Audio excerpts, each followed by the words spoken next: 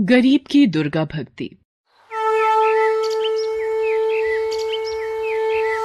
जय अम्बे गौरी मैया, जय श्यामा गौरी, तुमको निश दिन ध्यावत हरि ब्रह्मा शिव जी। ओम जय अम्बे गौरी। अरे भोला, रुक बेटा, ले ये माता रानी का प्रसाद खा के जा। ले हाथ आगे कर। ओहो माँ, पहले ही देर हो रही है, लाओ जल्दी। जल्दी का काम शैतान का होता है बेटा, आराम से जा। आराम से तो बस आप ही रह सकती हो माँ जी, ये आराम से बैठ गए तो घर कैसे चलेगा। जाओ जी, जल्दी जाओ आप। माँ जी के पास तो कोई काम है नहीं, सारा दिन माता रानी के सामने घंटी बजाने के सिवाय। भोला अपने खेत के लिए निकल जाता है। ना तो उसने मीना को उसके व्यवहार के लिए टोका और ना ही मंगला उसे कुछ कह सकी। दरअसल मंगला की बहू मीना बहुत ही तेज तर्रार थी, साथ ही लालची और मतलबी भी। वो मंगला से कभी भी सीधे मुंह बात नहीं करती थी। भोला भी उसी के रंग में रंग चुका था। दूसरी तरफ मंगला सारा दिन बस मां दुर्गा की भक्ति में ही लीन रहती थी। उसे दुनियादारी से कोई मतलब ही नहीं था। ना उसे मीना से कोई उम्मीद थी और ना ही भोला से। उसे तो बस अपनी माता रानी का साथ ही चाहिए था जो उसके पास था। माते, ये मंगला आपकी परम भक्त है, लेकिन इसकी ये बहू इसे कितना प्रताड़ित करती है। ना तो उसे ठीक से खाने को देती है और ना ही पहनने को। इसका बेटा भी इसकी परवाह नहीं करता। माते, आपको नहीं लगता कि मंगला को आपकी मदद की आवश्यकता है? शेरा, आवश्यकता तो हर मनुष्य को हर समय होती है, लेकिन उसे पूरा कैसे करना है, ये तो मनुष्य के अपने हाथ में ही होता है। विधि के विधान में सभी का भाग्य लिखित है। थोड़ा धीरज रखो। जैसे मंगला के मन में मां दुर्गा बसी हुई थी, ठीक वैसे ही मां दुर्गा भी मंगला से बहुत प्रेम करती थी। लेकिन फिर भी अभी मंगला को बहुत कुछ सहना था। मीना बेटी, कल से नवरात्रे शुरू हो रहे हैं, तो माता रानी की पूजा का सामान चाहिए था और मेरे व्रत भी होंगे तो। माँ जी, देखिए, आपको व्रत रखने हैं तो शौक से रखिए, लेकिन एक बात साफ साफ सुन लीजिए, आपके लिए फल मेवा और ये पूजा का इतना महंगा सामान लाने के लिए पैसे नहीं है हमारे पास। सब कुछ तो आपके सामने ही है। पता नहीं फिर भी आपको कुछ दिखता क्यों नहीं। ले देके एक खेती तो है हमारे पास। बड़ी मुश्किल से इस बार चने की फसल कुछ ठीक ठाक हुई है, वो भी अभी पूरी तरह से तैयार नहीं है। अब आप ही बताइए कि पहले घर के जरूरी खर्च देखें या आपके ये सब नाटक। इतना कहकर मीना वहां से चली गई। मंगला ने बड़ी उम्मीद भरी नजरों से भोला की तरफ देखा, लेकिन भोला ने भी उसकी उम्मीदों को पल भर में तोड़ दिया। माँ, मीना ठीक ही तो कह रही है। वैसे भी तुम्हारा हर दिन तो माता रानी के नाम से ही शुरू होता है और उन्हीं के नाम के साथ खत्म भी होता है। तो फिर ये नवरात्रि पर व्रत रखने से क्या खास हो जाएगा? खामखा तुम्हारी तबीयत बिगड़ जाएगी और फिर डॉक्टर की फीस और दवाइयों पर फालतू खर्च, ये सब बड़ा भारी पड़ जाएगा माँ। मंगला फिर कुछ न कह सकी, लेकिन वो उदास जरूर थी। उसने तो सोचा था कि इस नवरात्रि पर वो माता रानी का नया मंदिर बनवाएगी, लेकिन यहां तो पूजा का सामान ही नहीं आ पा रहा था। वो उदास होकर माता रानी के सामने गई और हाथ जोड़कर बोली, मां, मेरे बच्चों को क्षमा करना। ये नादान है, पर मैं जानती हूं कि आप अपने इस भक्त की मदद जरूर करेंगी। इतना कहकर मंगला रोने लगी। दूसरी तरफ मीना के दिमाग में नई खिचड़ी पकने लगी थी। सुनो जी, मैं क्या बोल रही थी, अपने खेत की फसल बस तैयार ही होने वाली है, तो किसी को तो उसकी रखवाली करनी ही होगी। हाँ, तो मैं रहता तो हूं सारा दिन खेत में। देखा, भूल गए ना, कल हम दोनों को मेरे मायके चलना है पूरे 1 हफ्ते के लिए। मेरे इकलौते भाई की शादी है, तो जब आप यहां नहीं रहेंगे तो खेत का ख्याल कौन रखेगा? हाँ, ये तो मुश्किल हो गई। ऐसा करते हैं, तुम अकेली चली जाओ शादी में मैं रुक जाता हूं यहीं। अरे ना ना, आप नहीं चलोगे तो अच्छा लगेगा क्या? और वैसे भी मैंने शादी के लिए सारी तैयारियां कर ली हैं। आपके लिए और अपने लिए नए कपड़े भी खरीद लिए हैं। ये देखिए, शादी की हर रस्म के लिए अलग अलग कपड़े खरीदे हैं मैंने। तो शादी में तो जाना ही है हम दोनों को। तो फिर खेत खेत को कौन देखेगा? माँ जी है ना, वो रखवाली कर लेंगी खेत की। माँ? लेकिन वो कैसे? वो सारा दिन खेत पर करेंगी क्या? वही जो यहाँ घर पर करती हैं। खेत के कोने में जो एक छप्पर है, वही सारा इंतजाम कर देंगे। उनकी माता रानी की मूर्ति भी ले जाकर रख देंगे वहीं पर।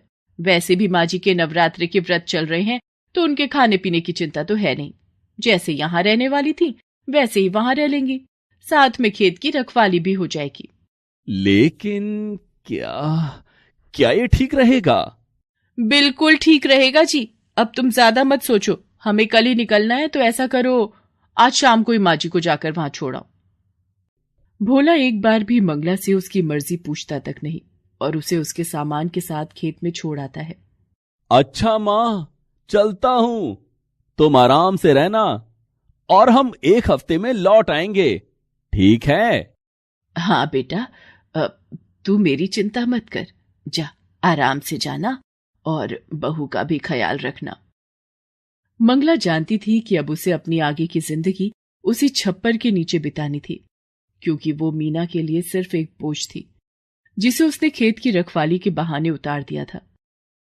इस सब के बाद भी मंगला दुखी नहीं थी, क्योंकि उसकी माता रानी तो अब भी उसके साथ ही थी। शेरा, कितने दिन हो गए धरती पर विचरण किए हुए।